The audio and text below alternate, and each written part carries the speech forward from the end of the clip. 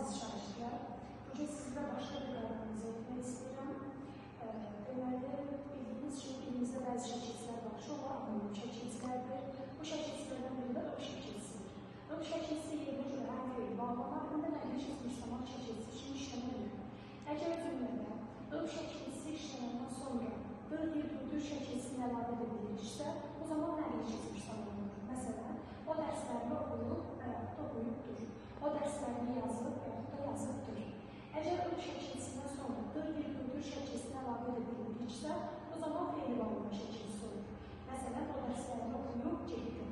Yer gəlmişəm bunu da qeyd edeyim ki, ıb şəkilçisi feil bağlama olduğu zaman özündən sonra müstəqil bir feil istəyir. Bildiyiniz kimi, feili bağlama cümlədə xəbər mövqeyində çıxış edilir. Onun üçün başqa bir feil tələb edir ki, cümlədə xəbər mövqeyində çıxış etsin. Məsələn, kitablarını alıb getdi, yaxud da kitablarını alıb gəldi, dərslərini oxuyub getdi. Onun üçün ıb şəkilçisi özündən sonra bir dənə də müstəqil feil tələb edir və feili bağlama mövqeyində çıxış edir.